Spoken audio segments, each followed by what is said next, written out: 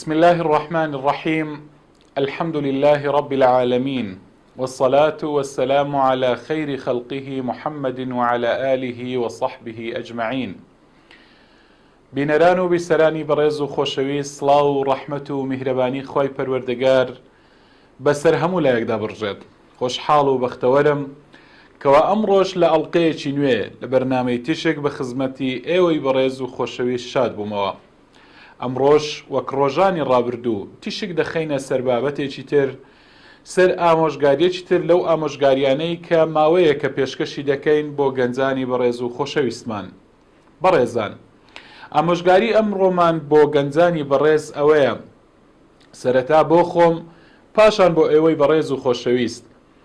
گەنجی بەڕێز، هەوڵ بدە خۆت دوور بگریت لە گاڵتەکردن و سوکایەتیکردن بە یەکێک لە مسلمانان. واتە ئەمڕۆ باسی سوکایەتی و گاڵتەکردن و غەیبەتی مسلمانان دەکەین. ئەمە نامەیەکە، پەیامێکە لە برایەکی خۆشەویستان کە لە دڵەوە دەمەوێتن باوەڕ بکەن کە چاکە و سەرکەوتنی ئێوەم دەوێتن لە دنیا و قیامەتتان، خۆشبەختی و خۆشی ئێوەم دەوێت لە دنیا و قیامەتتان. بۆیە ئەم پەیامە لە ناخەوە سەرەتا بۆ خۆم پاشان بۆ ئێوەی بەڕێز و خۆشەویست. خۆشەویستانم، گەنجانی بەڕێز، دەزانن سوکایەتیکردن یاخود گاڵتەکردن یاخود غەیبەتکردن و قسەگوتن بە مسلمانان یەکێکە لە گوناهە هەرە گەورەکان، لە کەبائیرەکان، واتە من کەبائیری الذنوبە، لە گوناهە گەورەکان ئەژمار دەکرێتن. ئەوە تا خوای پەروەردگار چ دەفەرمێتن؟ خوای گەورە پێمان دەفەرمێت: یا ئەیها الذین آمنوا لا يسخر قوم من قوم. دەفەرمێ ئەی ئەوانەی کە بڕوادارن، ئەی بڕواداران، ئەی ئەو کەسانێک کە ئێوە باوەڕتان هێناوە، با یەکێک لە ئێوە گاڵتە و ئیستیهزا و ئیهانەی یەکێکی تر نەکاتن. بەڵێ خۆشەویستان، زانایان هەمویان کۆدەنگن، یەکدەنگن لەسەر تەحریم و لەسەر بە حرامکردنی گاڵتەکردن بە مسلمانان. بەڵێ ئەمەیان واتە بە یەکێک لە گوناهە گەورەکان ئەژمار دەکرێتن. ئیبن عەباس ڕەزا و ڕەحمەتی خوا لەسەر خۆی و لەسەر باوکی بێتن دەربارەی ئەو ئاەتەی کە دەفەرمێت: لا يغادر صغيرة ولا كبيرة إلا أحصاها. واتە خوای پەروەردگار هەرچی گچکە و گەورەیە، گوناهی کچکە و گەورەیە، هەمووی هەژمارەکاتن، هەمووی لەسەرمان دەنووسرێت و تۆمار دەکرێتن. دەربارەی ئەوە ئیبن عەباس دەفەرمێ: الصغيرة التبسم. دەفەرمێ گوناهی کچکە بریتە لە زەردەخەنە، والكبيرة الضحك على حالة الاستهزاء، وهذا تصريح بأن ذلك من الكبائر. دەفەرمێ صغيرة كخوا دەفەرمێ لا يغادر صغيرة، ئەوەیە کە بە خەندەوە و بەڵام بە ئیستیهزاوە بەرامبەر خەندەیەک بکەی بەڵام بە سوکایەتی پێکردنەوە بە بەرامبەر، یاخود بە پێکەنینەوە سوکایەتی بە بەرامبەر بکەی، دەفەرمێت ئەوەیان یەکێکە لە گوناهە گەورەکان. بۆیە غەزالی، ئیمامی غەزالی ڕەحمەتی خوای لەوێتن دەربارەی ئەم قسەی ئیبن عەباس دەفەرمێتن: هذا إشارة إلى أن الضحك على الناس من الجرائم والذنوب. دەفەرمێ ئەوە ئاماژەیەکە کە پێکەنین بە خەڵکی، دەربارەی خەڵکی پێیان پێ بکەنی، سوکایەتیان پێ بکەی، دەفەرمێ ئەمەیان بە جەریمە بە تاواندا ئەندرێتن و لە گوناهە گەورەکانە.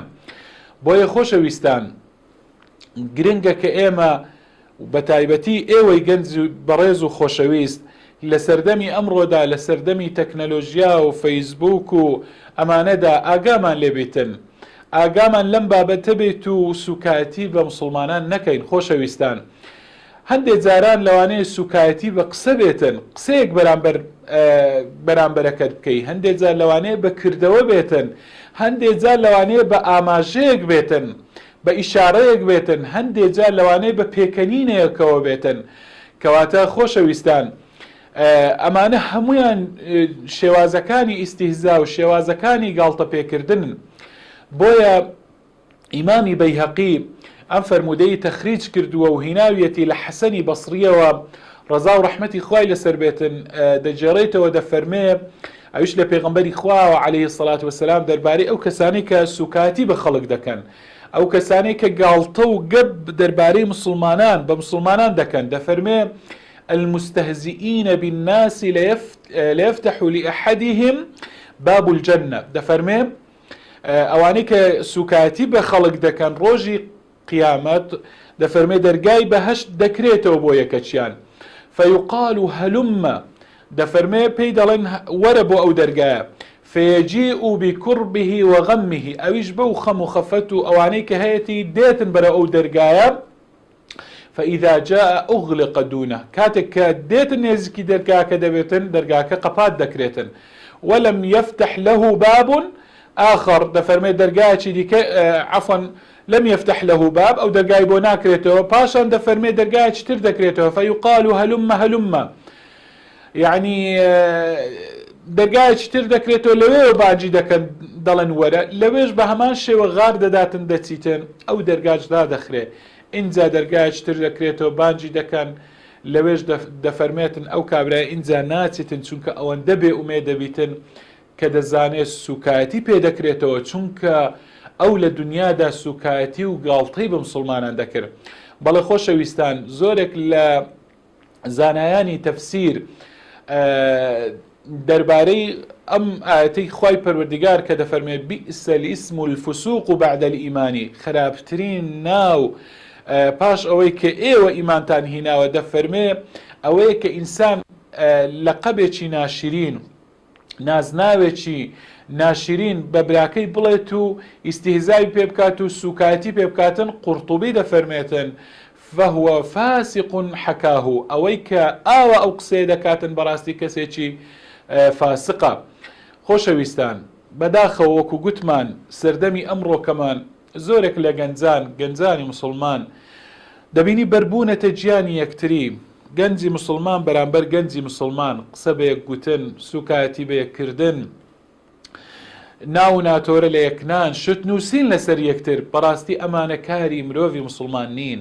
مرۆڤی مسلمان، مرۆڤی ئیماندار باوەڕدار دەبێت خۆی بە دوورکاتن لەمانە. يا أيها الذين آمنوا لا يسخر قوم من قوم عسى أن يكونوا خيرا منهم.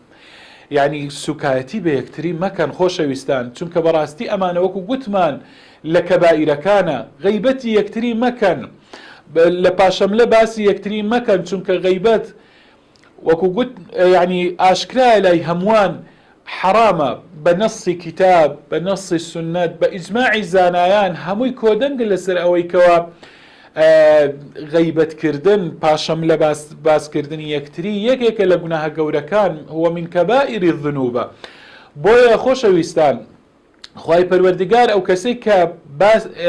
کەسەی کە باسی یەکێک دەکات لە پاشەملە غەیبەتی دەکاتن چۆن وەصفی کردووە؟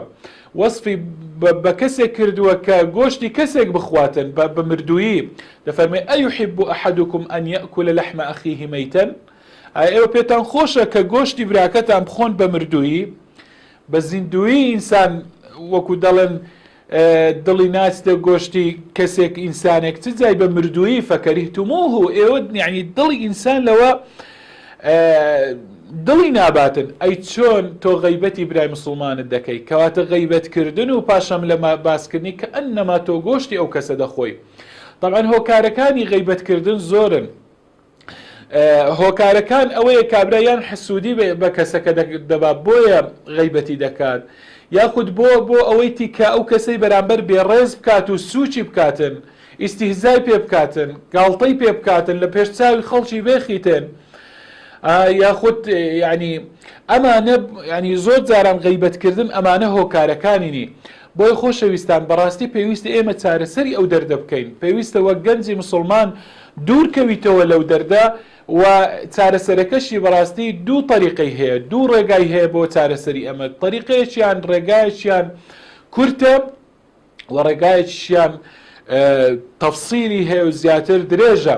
طریقە کورتەکە کە وەکو ئیمامی غەزالی دەفەرمێتن ئەوەیە کە ئێمە بیر لە خراپەی ئەو تاوانە بکەینەوە، بیری لێ بکەینەوە کە گوناهێکی چەندە قەبیحە غەیبەتکردن، گاڵتە بەرامبەرکردن. بۆیە کاتێک کە تۆ ئەمەت زانی وەزانیت ئەگەر کەسی غەیبەتکار باسی بەرامبەرەکەی بکاتن هەموو چاکە و چاکەکانی تۆ حەسەناتەکانی تۆ بۆ ئەو دەچێتن ئەو سوودمەند دەبێتن کاتێک کە بیر لەوە بکەیەوە دەبێتە هۆکارێک بۆ ئەوەی کە واز لە غیبەت و غیبەتکاری بینی. طریقە مفەسەلەکە و بە دوور و درێژی ئەوەیە ڕێگای دووەم کە تۆ تەماشای حاڵی خۆت بکەیت، تەماشا بکەیت تۆ بۆ باسی بەرامبەرەکەت دەکەی، هۆکار چیە، لە هۆکارەکانی بکۆڵیەوە بە درێژی ئینجا چارەسەری بۆ دابنەی. خۆشەویستان، غیبەت تەنها لە چەند حاڵەتێکی کەمدا جائیزە کە شەرع ڕێی پێداوە، ئەگەر نا بە هیچ شێوازێک جائیز نییە. ئەم ڕێگایانەش ئەوەیە: یەکەم بۆ کەسێک کە ستەمی لێکرابێتن، واتە جائیزە بۆ کەسی ستەم لێکرا و باسی زاڵم بکاتن، باسی ستەمکار بکاتن، ئەمە شەرع ڕێگای پێداوە بۆ ئەوەی باسی ئەو ستەمانە بکاتن کە لێی کراوە.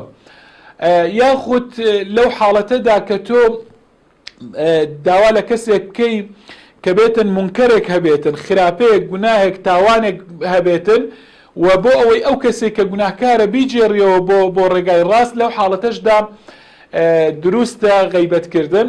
حاڵەتی سێم ئەوەیە کە بۆ حاڵەتی فتووا تۆ دەچێ لای زانایەک دەڵی فلان کەس زوڵمی لێکردوم، فلان کەس ماڵی خواردوم، تۆ باسی ئەو کەسە دەکەی، لەو حاڵەتەشدا جائیزە بۆ فتووا.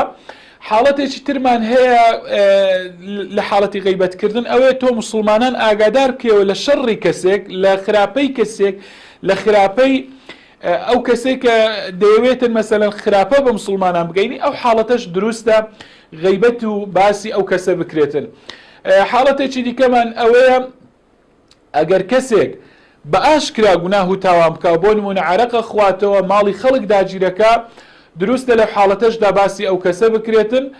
حاڵەتی ئەخیریان ئەوەیە ئەگەر تۆ بۆ ناساندنی کەسێک، مەسەرەن کەسێک ناناسرێتەوە ئیلا بەو لەقەبە بانجینەکەی، بەو نازناوە باسینەکەی، بۆ نمونە کەسێک نابینای بڵێ فلانی کوێر کۆرە، ئەگەر ئیلا بۆ بناسرێتەوە، لەو حاڵەتەشدا ئەمەیان ڕێپێدراوە، ئەگەر بە هیچ شێوازێک غیبەتکردن جائیز نییە.